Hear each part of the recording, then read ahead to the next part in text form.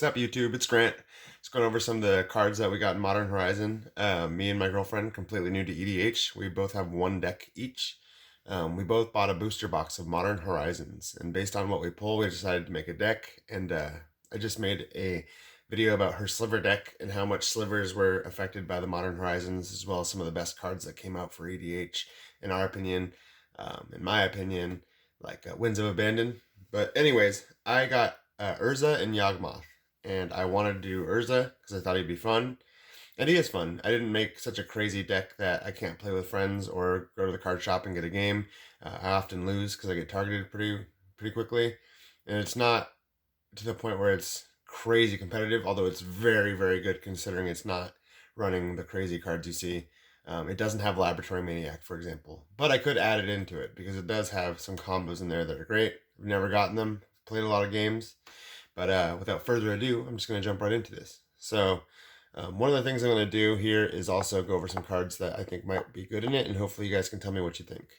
So, running Urza. First thing we're going to do is some control cards. Got the Winter Orb. Nobody likes the card. They always get rid of it pretty quick anyways. Storage Matrix. Similar type effect. You can only untap lands or artifacts or creatures. You got to choose one. Static Orb. They can't untap more than 2 permanents. This is my personal favorite because what Urza does is he lets you tap artifact for mana. So before your turn, you can tap your Static Orb and then untap all your permanents and then make it so that your opponents can't do the same. Going into more control, we've got the Cyclonic Rift, Bluster Squall. Tap target creature you don't control with the Overload, so it just taps every creature. The way I've been basically winning with this deck is with control and then using the Deadeye Navigator to blink Urza and just get tons and tons of constructs that I tap for 1 mana, so it really only costs 1 mana to get an art construct. So it makes a bunch of 1 mana, 8/8s, 9/9s, 10/10s. Nev's Disc, love the card. It's a emergency button. Another card that I got from the Modern Horizons I really loved. A couple, it looks like. This was in the box that I bought. So is this, Force of Negation. So Archmage's Charm is really cool.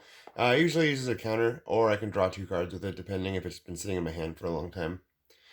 Force of Negation, just a counter. Memnarch, kind of cool, lets me take some of my opponent's stuff, which I do a little bit in this deck. Speaking of taking other people's stuff, I gotta create a token that's a copy of target artifact. Almost always it's a Soul Ring, so far. And then create a token that's a copy of target creature. I remember playing against my girlfriend, and I copied her Sliver Queen. Well, she had the Slivers can't be blocked except by Slivers card out, and I just put a ton of Sliver tokens out and was able to just defend off with my Sliver Queen. My artifact Sliver Queen, Workshop Elders, gives all the artifacts flying, and makes your artifacts into creatures. This is the Deadeye Navigator saying that you can Soul Bond and then pay 2 to blink your Urza. It's really good. Probably one of my favorite cards in the deck. These first cards are basically my favorite cards in the deck. Towards the end, they'll be kind of ones that I'd be considered cutting. This is a Valentine's present from my girlfriend. She got me this for Valentine's Day, and it works pretty good in this deck. I've never been able to use the ultimate. People get them. One of the things I've noticed about this deck is I throw so many targets out that people have a hard time controlling it because it's like, all right, we got rid of the Jace, and then next comes in the Platinum Empyrean. It's like, okay, now we got to deal with that. And then next comes in the storage, or like the Static Orb. We got to deal with that. So it's constantly making people deal with the cards they play. Platinum Empyrean and Platinum Angel, a couple cards. I've won because of these before. They just couldn't. I had enough counter spells in hand that I just was able to protect them. The Unwinding Clock. Just added this. I've never played a game with it yet because I just put it in the deck. Dramatic Reversal goes really well with the 1 Isochron Scepter I have in the deck. Lets me just infinite untap, tap. Bident of Thassa. I've also never gotten that combo off. Padim. So artifacts you control have hexproof. Great card. So like I said, these are the cards that I really want to see when I'm playing this game. These are the ones I want to see the most. Thassa. Every turn I get a blink my commander, which gives me more constructs. Trinket Mage. So right now I'm going to run into some tutors, some artifact tutors I've been running in this. Trinket Mage, you get a 3 mana, you get a 2/2, you get to search for an artifact, convert a mana cost 1. Merchant Scroll, you got to look for a counter spell or something along those lines, any instant or sorcery. Fabricate, artifact tutor. Tribute Mage. We're going to go for artifact with a cost 2. Muddle the Mixture. Go for anything with converted mana cost 3. Whir of Invention. Look for an artifact. Mystical Tutor. Look for an instant mana source or sorcery card.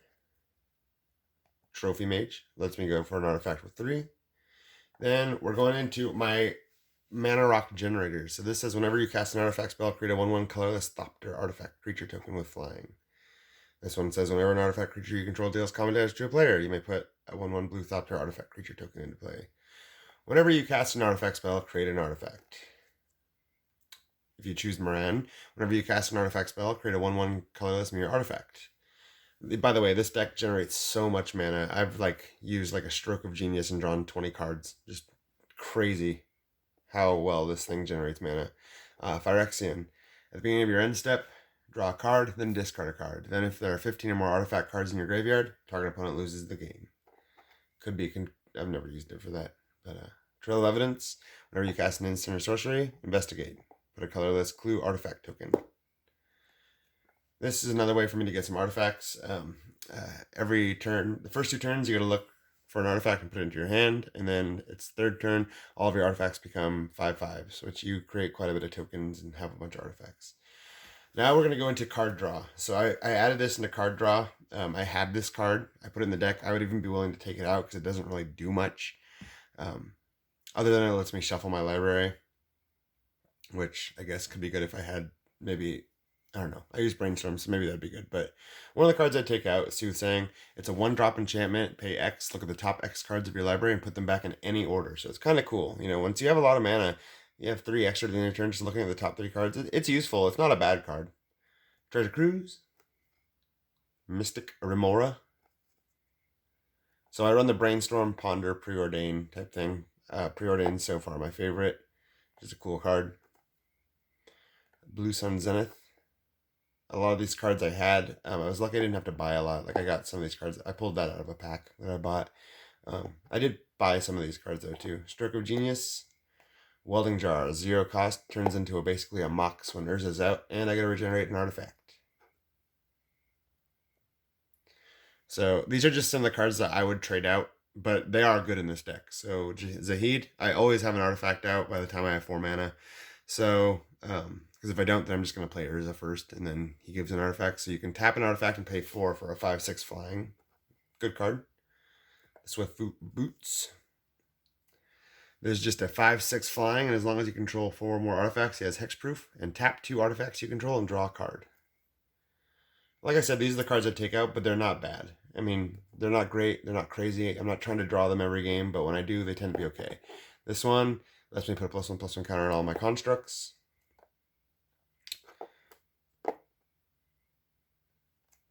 He's cool. So when he attacks, if you control 3 artifacts, all of your opponent's creatures become 1/1s with no abilities. It's like the turn to a frog. Little extra turn action. Dragon Throne of Tarkir. So this is cool. I don't know. Maybe I shouldn't go so fast. But it says, equipped creature has Defender and pay 2, tap. Other creatures you control get Trample and get XX until end of turn, where X is this creature's power. So basically, you throw it on a construct, you tap him, and then all of your little 1/1 mirrors and Thopters and other constructs get +X/+X. Really cool card, actually. Good. Not just in this deck, but I think it's really... I think it'd be good in most decks that are running creatures as an artifact. Howling Mine. One of the nice things is it says, if it's tapped, then other players don't draw a card. So if you can tap it with Urza and his ability. So we're going into Mana Rocks. Nothing crazy here. We just got Assault Monolith, Felwar Stone, Arcane Signet, Soul Ring, as obviously in every deck, Worn Power Stone, the Jeweled Amulet, Ethereum Sculptor, Hedron Crawler, Silver Mirror, Mind Stone.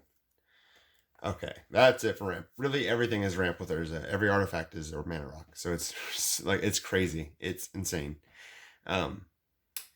Immersion Zone.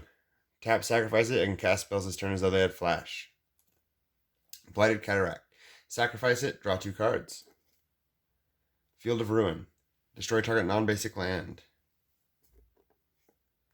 Halimar Depths. Lets me kind of look at the future. Frostroke Bastion. Now this is a card I guess I want to talk to you a little about. It's Modern Horizons. I just bought 4 Mutavaults for a modern deck I'm kind of trying to improve. And I realized that the deck I'm running is a monocolored deck, and that I have so many snow-covered lands from these Modern Horizons boxes that most of the decks that I run competitively have all nothing but snow-covered lands. So I kind of think this might be better than Mutavault. It costs 1 more to activate, but you get a 2/3, so it's a higher body, and then whatever it blocks doesn't get untapped.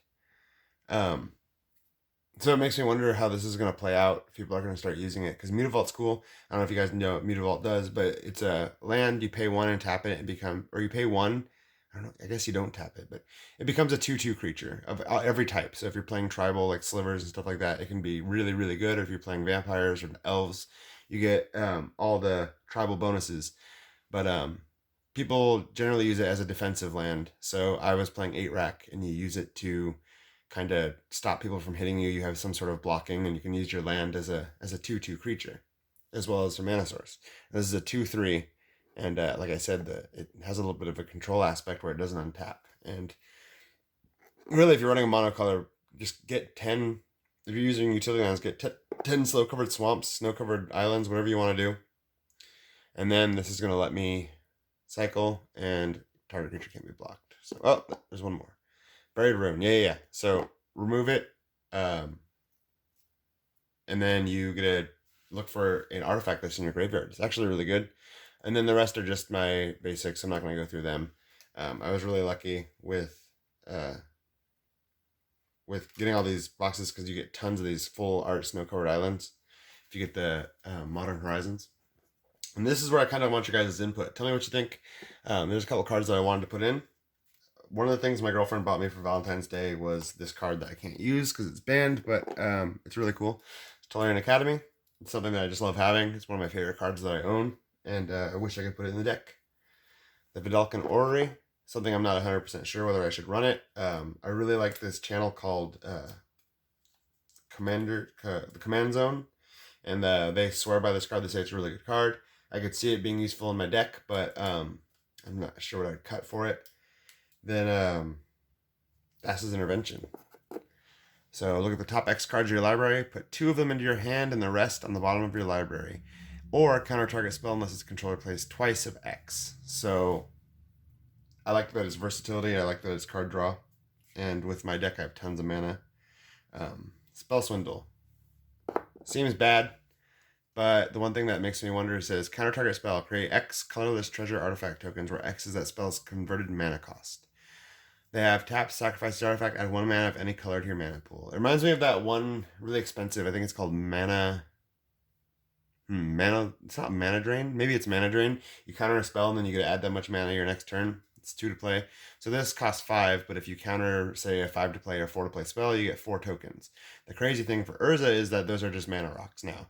They're permanent mana rocks. But holding up 5 mana, I mean, it's not impossible in this deck, but I'm just not sure. If you guys play Urza, maybe you guys could give me some insight, or maybe a little bit of just tell me what you think. I've been really considering running Spell Swindle because it seems like it could be really good. Maybe I'll just have to play test it. Another card that I have. Actually, when I got Urza, I was like, oh, that card's cool. I'm gonna get one of those Paradox Engines, and then I found out it was banned. Like I said, I'm super new to EDH. I got my Urza, and I started looking at what people are using, what cards I already had, what ones I should get, and I was like, Paradox Engine seems amazing, and it's only like $5. Yeah, I'll grab one of those. And then as I'm building my deck, I was watching the Command Zone, and they were talking about banned cards, and apparently that's one of them. So now it's just sitting in my binder doing nothing. Another card I was thinking about running. Not 100% sure on it because I can't attack either, and really every time I've beaten people with this game, it's with constructs. So it's a lot of control until I can get a lot of constructs. So I wouldn't really be able to attack unless I had cards in my hand equal to my construct's power. So that's an iffy one. However, it's a really, really good artifact. And then there's a token. So anyways, that's my Urza deck. Tell me what you guys think. Thanks for watching another deck tech, and I'll probably be making a couple more. So just go ahead and subscribe or follow if you guys like the content. And thanks for watching, guys.